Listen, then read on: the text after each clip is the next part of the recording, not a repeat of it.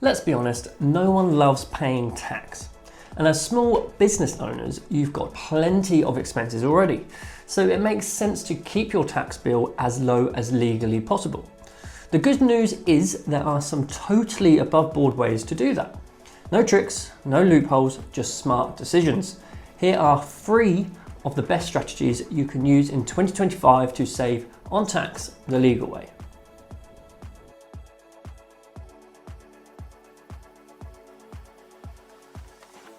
This one's a bit of a hidden gem, and it's not just about saving for retirement. Making pension contributions through your limited company can significantly cut your corporation tax bill. Here's how it works.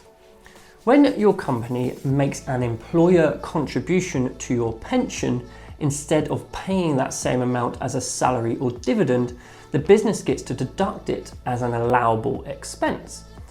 That means less profit on the books and a lower corporation tax bill. For 2025, corporation tax is up to 25% for many small businesses, depending on your profits. So every pound that you pay into your pension through the company could save up to 25 pence in tax straight away. And here's the bonus. You don't pay any personal tax or national insurance on that pension contribution either. It goes straight into your pension pot, untouched by the taxman. Now, you do need to make sure the contribution is wholly and exclusively for business purposes, which basically means it has to be reasonable given your role in the company and the profits it's making. If you're the sole director pulling in modest profits, you can't just dump £100,000 into a pension and expect HMRC to ignore it. But within sensible limits, it's one of the most tax efficient ways to take money out of your company. Also, if you're a bit behind on pension contributions from earlier years, you might be able to use carry forward relief to pay in more than the annual limit, as long as you've had a pension open during those years. So think of this as a triple win. Tax relief for the business, no income tax or NI for you when you pay in, and a growing pension fund for the future. This one's a favourite among small family-run businesses, and for good reason. If your spouse or partner is genuinely involved in the business, maybe they're helping with admin, customer service, social media, packing orders, bookkeeping, anything at all, you can pay them a salary for that work. That salary becomes a deductible expense, which reduces your business profits and therefore your corporation tax bill. Even better, if they're not using their full personal allowance, then that income could be completely tax-free for them. Now, it's got to be real. This isn't about sneaking someone onto the books for no reason. The work needs to be genuine, the pay needs to be reasonable for the role, and the payments need to go through the payroll with payslips and proper reporting to HMRC. But when done properly, it's a brilliant way to keep money in the household instead of handing it to HMRC.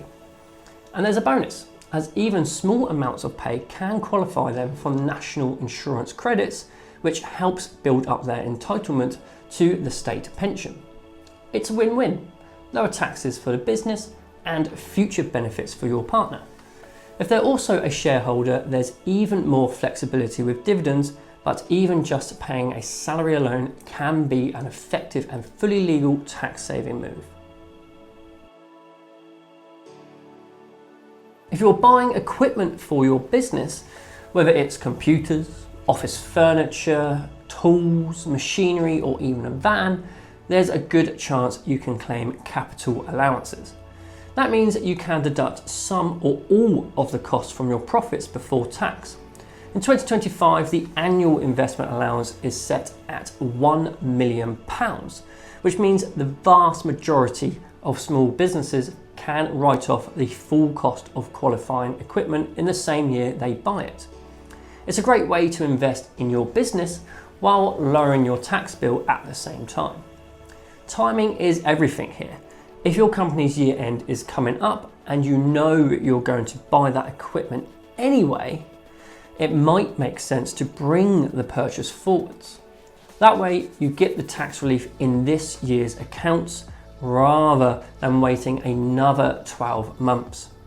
Also, don't forget that second-hand equipment can still qualify for capital allowances. It's not just limited to shiny new items. And if you're interested in green energy efficient assets, you might be eligible for enhanced reliefs.